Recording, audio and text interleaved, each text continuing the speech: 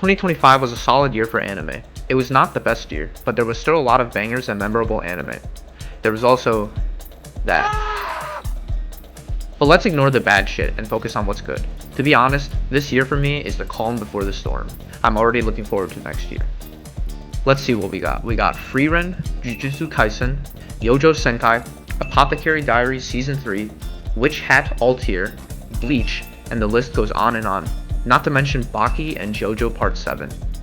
Then we got Siren, a manga that came out all the way in 2007, finally getting its anime adaptation.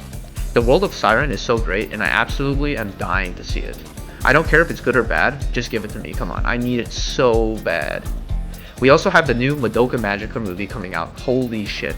I have been waiting for this movie for like 10 plus years it feels like. It's a hard series to recommend to people, but god damn am I excited.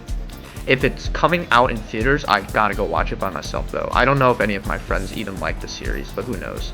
But the gang is all back and the trailer is looking really promising. With that being said, 2025 was still a pretty good year. I think it was one of the better years in anime and I watched a lot. I tried to watch everything. Some with major followings, others with not so much. I watched dramas, action, shonen, maybe some shoujo, I have no idea, but maybe, psychological, etc. And I think I have a banging list of the top anime that I watched this year. I'm actually surprised by how many high scores I gave out. But I apologize if I missed any anime or did not watch one you guys wanted on the list. I just did not have the time to watch literally everything. So without further ado, here's the list of the top anime I watched this year. Oh, and before I go on, this is a spoiler warning. You have been warned.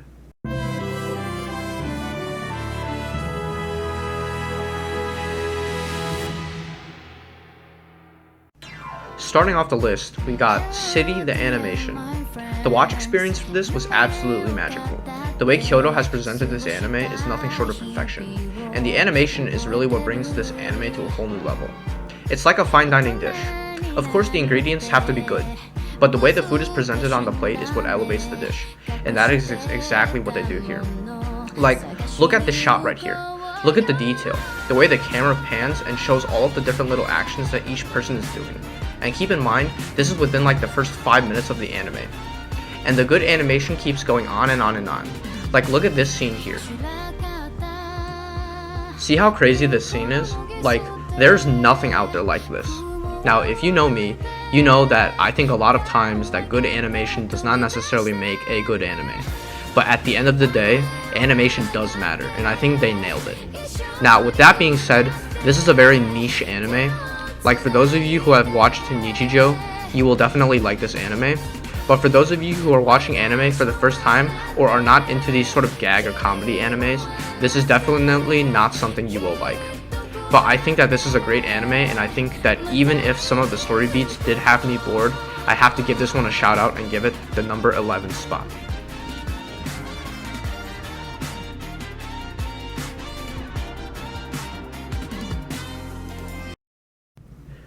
Have you ever wondered what will happen to Earth in 1,000 years? 2,000? Well, this anime paints a picture of that Earth, and on that Earth, humans have abandoned it. A virus has spread, threatening to wipe out humanity, so all humans have fled. All that is left is a vast post-apocalyptic Earth, with one remaining running hotel, run by robots and androids. This is their story, of how they keep this hotel running, waiting for humanity's return. This anime, I think, is really something special. It is a super laid-back and chilled anime about the robots and the shenanigans they get up to running the hotel, as well as the other guests. And along the way, there are a bunch of aliens that end up visiting / taking up residence at the hotel. The characters are all really likable, and the atmosphere of the anime is so calm and soothing. There's an episode in the show where the entirety of it is dedicated to just roaming out into this post-apocalyptic world and just taking it in. There are still moments of action and drama, but that is all taken in stride. The show is about the characters and the people who visit them. It is about this beautiful futuristic hotel and how they run the place, and the purpose each robot serves to run this hotel as perfectly as possible. Oh, did I also mention that the OP is an absolute bop?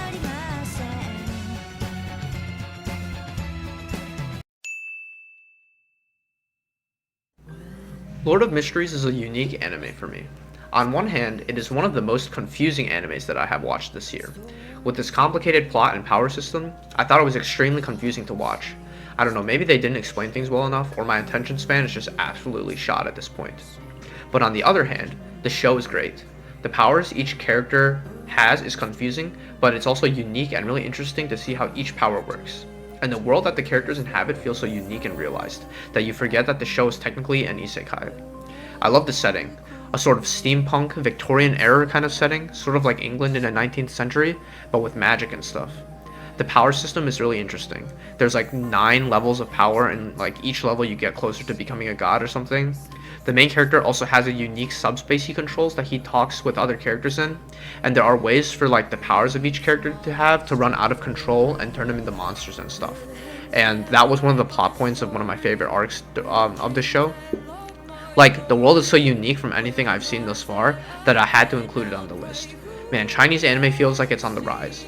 And the animation also does go hard in this show, albeit it feels a bit more confusing to watch than something like City the Animation. But with the setting and premise so intriguing, and a great cast of characters, this show stands on its own.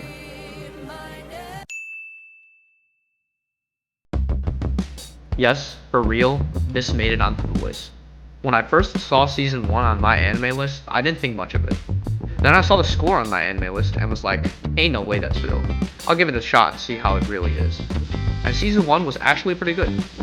And so I was like, okay, now I'm excited to see season 2. And you know what? I was not disappointed. In fact, season 2 was fucking fire. So fire, in fact, that I made it onto the list. The show is so fast paced, there's almost no downtime. It's just training, then racing, then some necessary drama, then back to training and getting better for the next race. The show has no fluff, and I love it. Except for a couple small things with like Obiri making funny faces and cute faces and stuff, but that's beside the point. And anything extra like that, dancing and idol stuff, there's like one scene of in the entire season. The rest of it is just practicing, strategizing, and hardcore racing. And man, does the racing go hard. It's the blood-pumping action, the kind that gets you going, waiting on the edge of your seat to see what happens next, because you never know what's going to happen in the races. 1 minute, it looks like Obiri Cap, the main character, is going to catch up and win the race, and the next moment, Hamano Cross, her rival, is in the zone and just obliterates the runners. But then, Obey Your Master, another horse girl, all of a sudden she gets into the zone and zooms past everyone else. It's like, what the fuck? I mean, there are runners that have clear edge over the other runners, but that doesn't stop you from cheering on your favorite horse girl, hoping they pull out the win. The show has this amazing ability of setting the watcher up to watch a race, rather than some scripted sports moment, where you can predict what's going to happen next, and I love that. This is one of the best sports shows I watched this year, and I cannot wait to see what they bring to the table next.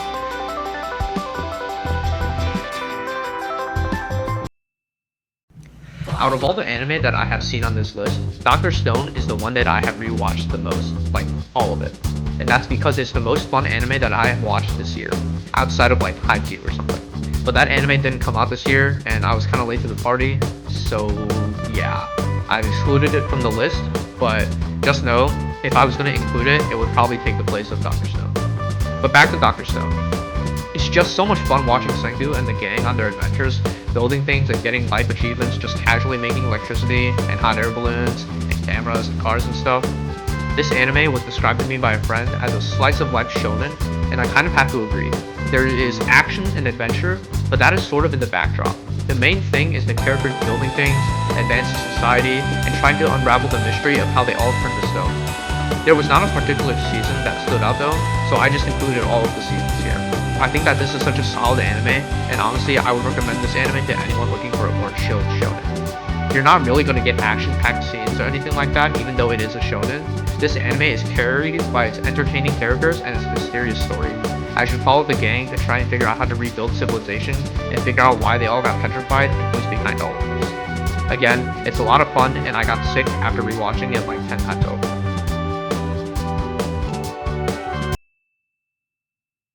Of course I had to include this one on the list. What do you think, I'm crazy or something?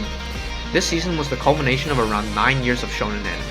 This marks the end of an era, the end of one of the most beloved anime in the anime scene. Not every season was a banger, but this season was, so I had to include it on the list. It gave us a bit of everything.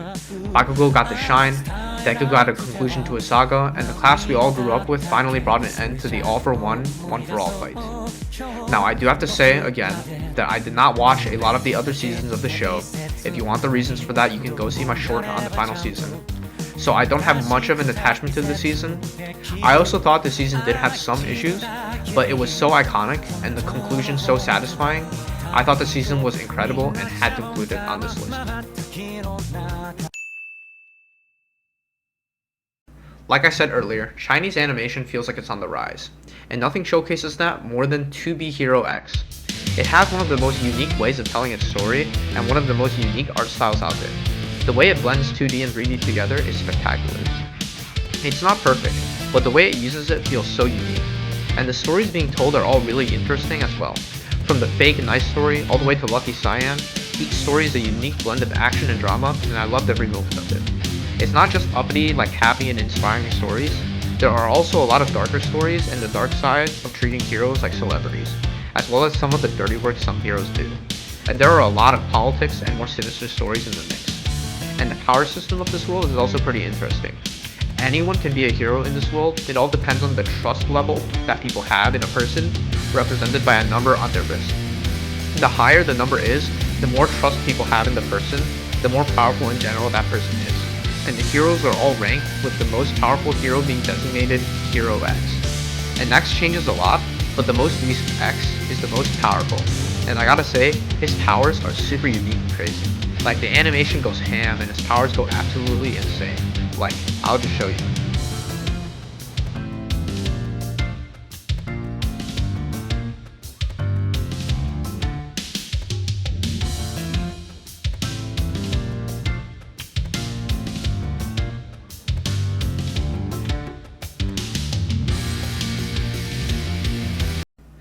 It's Dandadan. Of course I'm gonna include it here. The animation is like. The story is like. The granny is like. I think what makes Dandadan as a whole so special, surprisingly, it's not just the wacky aliens and curses and all that stuff, but also its characters. I think that the relationship between Momo and Okarun is one of the best, like, awkward romantic sort of relationships in anime. I don't know why, but every time it is showcased, I absolutely love it. With all of the wacky robots and aliens and stuff, it makes the show feel human. It makes the relationship between the two feel special. And the other characters round out the cast really well as well. From Gigi to Granny, they all have their part to play, and it is great. And that is not even to mention all the crazy stuff like the possessed mannequin, and the house turning into a giant mecha robot and fighting a giant kaiju. I do think that the plot point with the evil eye did kind of drag a bit long. Like, it takes a lot of the season for them to figure out exactly how to control it and stuff. But even then, the weakest part of the show is still really interesting. And seeing scenes like them waking up in the middle of the night to check the temperature of the water for Gigi is a really cute moment in the show. And the ending of the season is one of the best endings I've seen in anime, and I absolutely love it. Apothecary Diaries is not the most action-packed show. It's not flamboyant and not over the top like some other shows on this list, but it is one of the best shows this year. This show is carried by its interesting setting and amazing characters. I think we can all agree when I say that Mao Mao is one of, if not the GOAT anime female protagonists out there. The way that she is presented and navigates the world she inhabits feels so realized. The way she solves each mystery and the way the story is told just leaves you wanting more and more. The premise is not necessarily original, it's like a Sherlock Holmes style of mystery writing, but the setting is so unique and inspired that it makes the premise and story feel so unique and fresh. Where else in anime can you find a mystery anime about the inner courts of a Chinese-inspired setting, where a young girl uses her talents to solve mysteries and crimes that others cannot solve? The premise is so genius, and the characters are all really likable and fun to follow. Also, I love the dynamic between Jinshi and Mao Mao. It's not really romance per se, since it feels very one-sided, but it is sort of, and the way they interact with each other is so fun and honestly feels like something new. It's not a common dynamic you see in the shows nowadays. I will say that this season, the individual adventures that the characters have might not be as memorable as the ones from season 1, but the overarching plot this season, which sort of spilled over from last season, I thought was more interesting. Like, there's a plot to overthrow the current emperor, and one of the consorts that was just appointed is in on it, and then it turns out that the consort that was in on the plot, that was the maid that made friends with Mao Mao the whole time, and like, they kidnap Mao Mao and take her to like the fortress in the mountains where they have been stocking up arms for a coup that could happen at any moment. Like, shit goes kind of crazy this season. And this is one of the few shows on this list actually where I can say that the animation is not crazy. It does not go ham, but the stories and characters are so great that it does not need crazy animation. This is an anime that I can probably recommend to anyone and they would like it. Takopi's Original Sin is easily the most depressing anime this year, maybe even ever. It is a mix of beautiful art and absolutely downright depressing situations. You can also really see the Doraemon influence in this anime, but it puts a big twist on things to make this one of the most memorable shows of the year. It is a surreal experience, watching this kid who has such a shitty life, watching her life just get shittier and shittier until something breaks, and it is so sad to watch. But you keep watching and watching because of the art and the characters, just waiting and waiting to see what happens next. And the ending of the show might not be the most satisfying, but I mean, it is an ending, that's all I can say. And you really do sympathize with all of the characters, even one of the characters at the beginning. Before, you really do not feel sorry for her, you're just like, man, this kid fucking sucks. But then at the end of the show, and as the show goes on, you see her circumstances, you really do feel sorry for her, and like, it just seems like the kids are just like not put into good situations. And again, like I said in my review earlier last year, why are all the adults such pieces of shit? Like, this is one of the most memorable shows this season, and man, what an experience.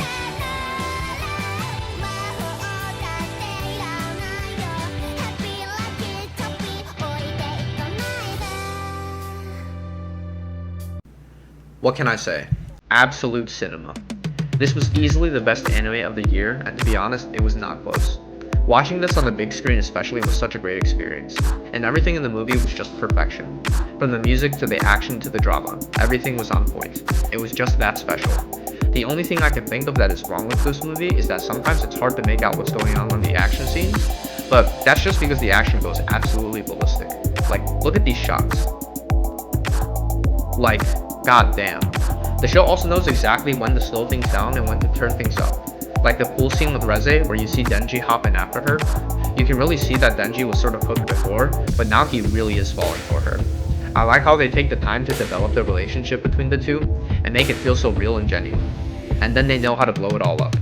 And that moment when Reze transforms, she pulls the pin from her neck and turns into the Bomb Devil. Like, god damn. I also like the addition of Beam in the movie. My boy really is the GOAT. Like, he tanks so many shots for Denji, you're just like, what the fuck, how the hell is he not dead? But he does not intrude too much like other annoying characters. They know exactly what to do with him, how to utilize him, and make you root for him.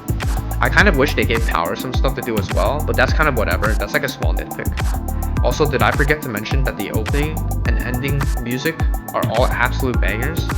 The movie was so amazing, a true 10 out of 10 experience. I'll say it again, absolute cinema. And with that, that is the list of the top anime I saw this year. This is my first time creating a video like this. I hope you enjoyed it. I would love if you like and subscribe or support me on Patreon. It would really help me out. Thank you for watching, and I will see you next time.